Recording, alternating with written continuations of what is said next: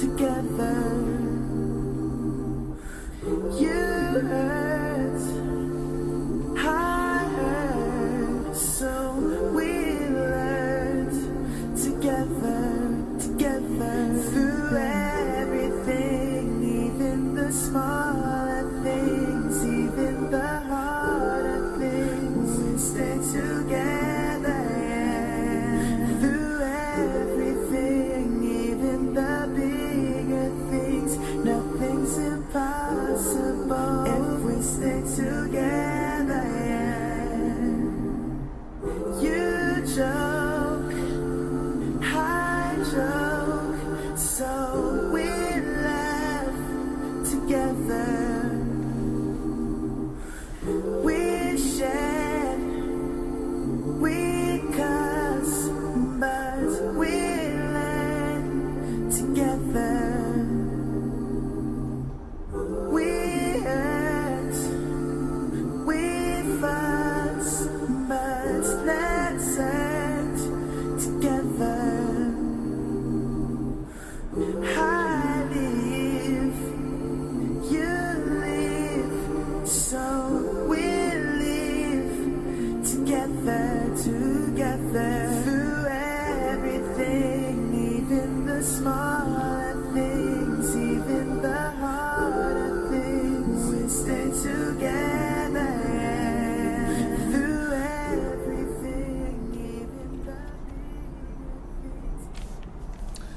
Alright, welcome to another episode of Can You Connect? And this is Mr.WalkThatWalk.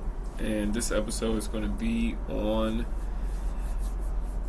being in a relationship or dating somebody who has oppositional defiant disorder, intermittent explosive disorder, or conduct disorder. Alright, so we're going to go over some of the things. We're going to start off with, I think most of the people we go over might have intermittent explosive disorder. I think the other people have, let's say, and I'll go over maybe what it looks like to maybe talk to somebody or deal with somebody who has OD, oppositional defiant disorder, or conduct disorder. But first, this is a woman from, I think it was a Caucasian lady from the UK, mentioned often feeling righteous about, if she felt righteous and felt passionate about what she was saying, she wouldn't really feel bad about, exploding on somebody during a conversation.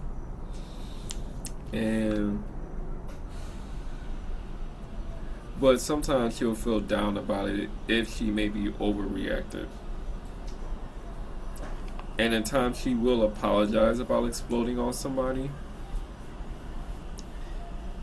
However, she's in the media as well, so sometimes maybe she feels judged about people saying certain things about her, so sometimes that would make her explode as well.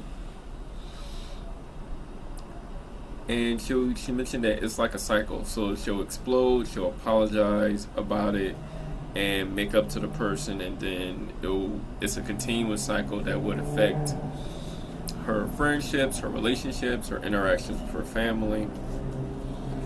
So you can see how that would be causing a lot of problems for her in her life. There is a Caucasian male from the US who mentioned that small things would often bother him. So if it was small, he'll just blow up. He's usually super maybe irritable or frustrated. And there is another Caucasian male who mentioned that when he was 13, he witnessed somebody being aggressive, and seeing other people be afraid of that person, being afraid of him kind of made him feel justified for doing that as well. So he thought that rage would prove that he was in control, and having people be afraid of him made him feel confident.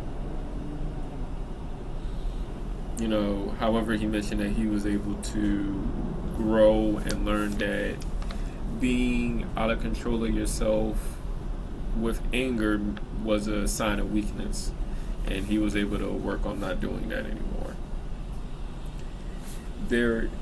And our next person is going to be, this is a couple, and this couple mentioned that the guy would get upset and angry. Let's say if he's doing his hair and it doesn't end up right, he gets upset if he feels like people staring at him and his spouse because his spouse is taller than him. He would often drive people off the road and, road rage and be caught up in fights with people. He mentioned at times that he will often step in to protect somebody at times. So sometimes his anger, sometimes he had maybe justified anger because he's protecting somebody. However, he still had other types of anger that wasn't justified for him to have that type of reaction. So if, let's say, the GPS isn't working, he would break the GPS. He reported often loving to fight because he grew up in a household where there was a lot of fighting, a lot of violence, and that kind of steered him into, let's say, MMA and boxing. So you kind of see that he needs that outlet to get that off. And I feel like he didn't really get it because he stopped doing that at a certain point, he mentioned. So I feel like maybe if he would have continued doing MMA and boxing, maybe that would have been helpful for him, due to his love for fighting. His wife reported that she feels like she can't go anywhere with him because they got banned from restaurants and from other places they like going to because of his temper. She mentioned that she can't really trust him when he's going out. Says that he has marks on his body from his parents, so his parents, maybe from physical abuse from his parents. I mentioned that his older sister took care of him to an extent, but at a certain time that he just left to live on his own at the age of 15. The guy mentioned that he does love his family. He just has struggles with his anger, but he wants to work on it because the next time he does anything, he's been in and out of court. So the judge said that he will take him to jail if he gets into another fight. So his wife has been trying to help him and, encourage him not to get into conflict. And our last person is going to be, this is a black woman from the U.S. She mentioned that she would often throw things. She reported that when she is, let's say, getting her hair done for an event and trying to get ready, and if it doesn't go right, she'll often maybe take the brush and hit herself upside the head. And that would be like a sense of a relief for her to do that. Like she felt better after doing that. And she mentioned that when she breaks things, she often feels better. And when she'll often lose something, she would be cursing herself out. And she mentioned that when she goes to the gas station and her car declines, she'll be getting upset. But this is due to her putting her money in her savings account and not her checking account to where she could use her debit card. So some of these things she's doing to herself.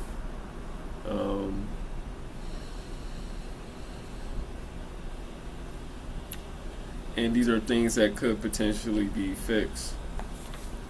But she did report that living with her mom would often help because her mom was pretty calm. And that was pretty therapeutic for her mom to really calm her down when she's feeling upset and challenge her behaviors of her acting out. So she mentioned that those things were helpful. Now she's at a point where she's working on analyzing her behavior and why she's doing things and what's making her upset and working on coping better. And somebody who has oppositional defiant. So this is somebody who's going to be, let's say, when they get challenged by their boss, they're going to quit. They may quit like once they get reprimanded by their boss, or it's the opposite. Or when they get reprimanded by their boss, they're arguing. So they're always arguing with their boss or their manager, who's always telling them to do something or do more of something.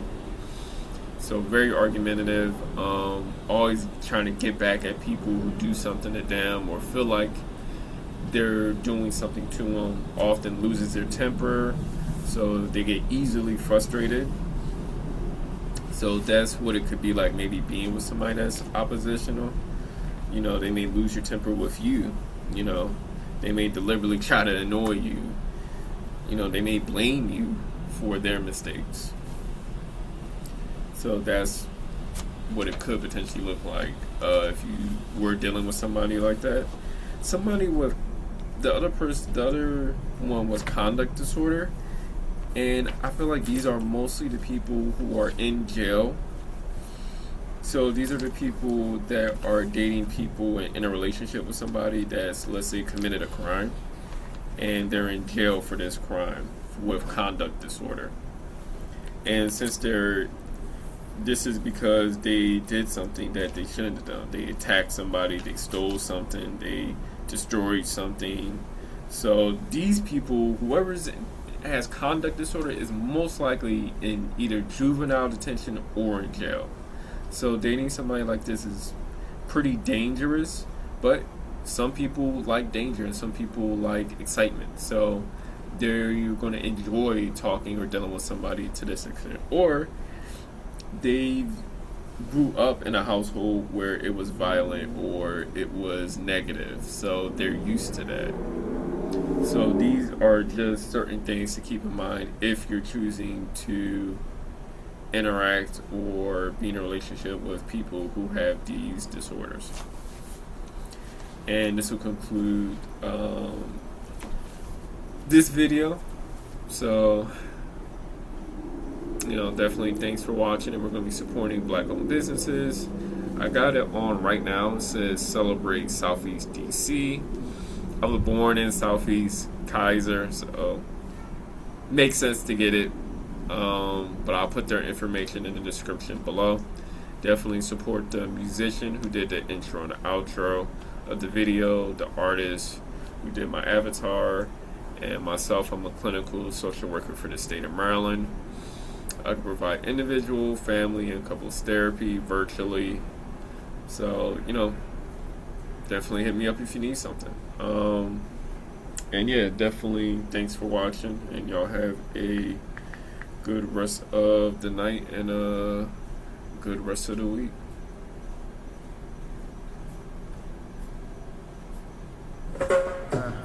Our lives are filled with drama. Our homes are homes, they feel empty. Our dreams are dreams, slowly shattered. And our bodies are bruised and battered. What does it take to become a legend? What can we do to teach a lesson? Is there a way for a future commitment? Oh, why do we wait to repaint the world? When the world loses color, it's our goal to paint them back. Yeah, yeah. When the world loses color, it's our goal to paint them back. Yeah, yeah, yeah.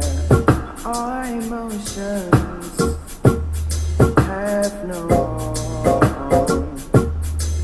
Our feelings wrong, are beautiful women. Can't see the beauty in them. Our men are not standing strong. What does it take to become a legend? What can we do to teach a lesson? Whoa, is there a way for a few to come in there? Why do we wait to repaint the world?